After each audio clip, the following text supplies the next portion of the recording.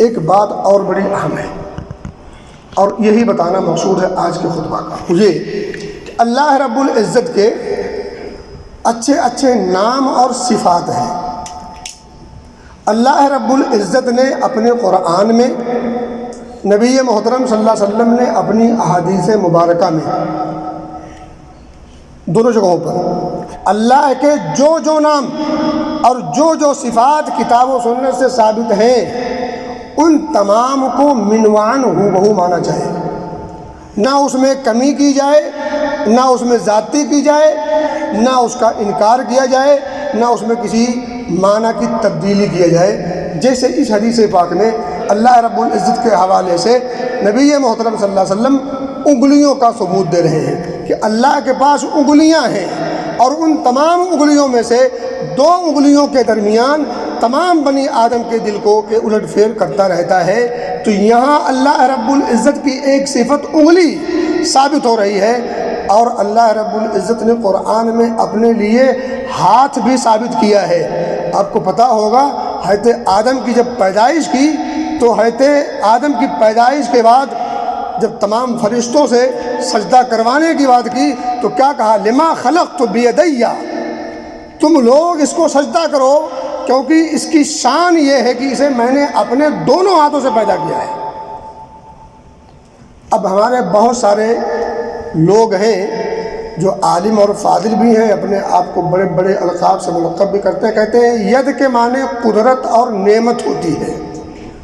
یہ تمہارا معنی مطلب تمہارے سر پر، تمہارے جیب میں۔ اللہ اس کے رسول نے جب یہ ہاتھ ثابت کر دیا تو ہم ہوتے کون ہیں اس ید کو دوسرے معنی میں لے جانے والے؟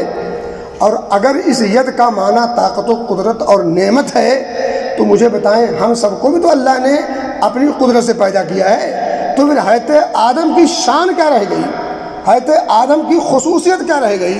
آدم کی خصوصیت یہ ہے کہ اللہ نے اسے اپنے دونوں ہاتھوں سے پیدا کیا ہے، یہ خصوصیت ہے، اور یہ خصوصیت اسی وقت ثابت ہوگی جب آپ ید کا معنی جو ہوتا ہے اصلی وہی لیں گے، تب جا کر کے یہ شان باقی رہے گی، ورنہ آدم کی پیدائش میں اور ہماری پیدائش میں کوئی فرق نہیں رہ جاتا۔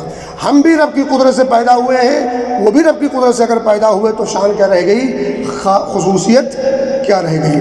تو اللہ رب العزت کے جو اسماء ہیں اور جو صفات ہیں ان تمام اسماء اور صفات کو ہو بہو ویسے مانا جائے، اس میں کسی قسم کی تعویل نہ کی جائے، تحریف نہ کی جائے، تکییف نہ کی جائے، تشبیہ نہ دی جائے، تمثیل نہ کی جائے۔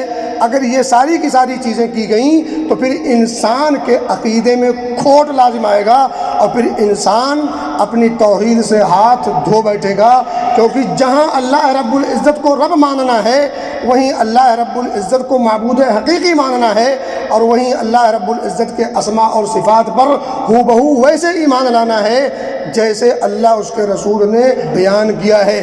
ہم اس کا وہی معنی لیں گے جو اصلی معنی ہے اس کے اسم کا یا اس کی صفت کا، اس کے اسماء اور اس کے صفات میں کسی قسم کی تحریف نہیں کر سکتے۔ اللہ رب العزت کے اسماء کی تحریف کی گئی، تعویل کی گئی، یا اسی طرح سے تشبیہ اور تکییف کی گئی۔ اللہ رب العزت کے ہاتھ ہے، ہم نہیں جانتے کیسے ہے، ہم اس کو مثال سے نہیں دیں گے کہ ایسے ہے جیسے انسان کا، یا ایسے ہے جیسے درندوں کا یا حیوانوں کا یا فلاں کا ڈھکا کا، نہیں۔ اللہ رب العزت کے ہاتھ ہے۔ کیسا ہے؟ اس نے ہاتھ بتایا ہے، ہاتھ کی کیفیت نہیں بتائی ہے، تو جو بتایا ہے اس پر ایمان لائیں گے۔ جس چیز کی وضاحت نہیں کی، نہیں بتایا، ہم اس کو نہ کوریدیں گے نہ اس کی بال کی کھال نکالیں گے، ہو بہو ویسے مانیں گے جیسے اس کی شان ہے۔ اس کے ہاتھ ہے اس کی شان کے حساب سے، اس کی انگلیاں ہیں اس کی شان کے حساب سے۔ اب ہم انگلیوں کو یوں نہیں کہیں گے ایسے انگلیاں ہوں گی، بلکہ حدیثوں میں آتا ہے کہ اس کے 2 ہاتھ ہیں، دایاں اور بایاں بھی ہے، یمین اور شمال بھی ہے، لیکن حدیث میں پھر آگے ہے کہ اس کا دونوں ہاتھ یمین ہے۔ اب یہ سب ساری جب تفاصیل موجود ہیں تو ہمیں اس میں خام خواہ بال کی کھال نکالنا، اس کا معنی یہ ہوگا ورنہ یہ ہو جائے گا، آپ کو ورنہ کی فکر نہیں ہونی چاہیے۔ جس نے اپنی شان بیان کی ہے اس نے ہی ہمیں اس پر بن وعن ایمان لانے کا حکم دیا ہے، ہمیں اس میں دائیں بائیں کرنے کی ضرورت نہیں۔ تو خلاصہ کلام یہ ہے کہ اللہ رب العزت کے جو اسماء ہیں اور جو صفات ہیں، وَلِلَّهِ الْأَسْمَاءُ الْحُسْنَى فَادْعُوهُ بِهَا، اللہ کے کچھ اچھے اچھے نام ہیں، ان ناموں کے ذریعے سے اسے پکارو۔ وَذَرُوا الَّذِينَ يُلْحِدُونَ فِي أَسْمَائِهِ، ان لوگوں سے تعلق نہ رکھو جو اس کے اسما میں، اس کی صفات میں کجروی کے شکار ہو گئے ہیں، جو اس کے معنی کو تبدیل کر دیتے ہیں، جو اس میں تحریف کرتے ہیں، جو اس میں تبدیلی یا اضافہ کرتے ہیں، جو منمانی اس کے اندر اپنی باتوں کو گھسیڑتے اور داخل کرتے ہیں۔ وَذَرُوا الَّذِينَ يُلْحِدُونَ فِي أَسْمَائِهِ، ایسے لوگوں سے اپنا رشتہ کاٹ لو، ایسے لوگوں سے لا تعلق ہو جاؤ، ایسے لوگوں سے دور رہو۔ اللہ کہتا ہے سَيَجْزَوْنَ مَا كَانُوا يَعْمَلُونَ، ان قریب ہم انہیں مدد چکھا دیں گے جو کچھ یہ بدماشیاں کر رہے ہیں، ان کی بدماشی کا انجام سے ان قریب یہ دوچار ہو جائیں گے۔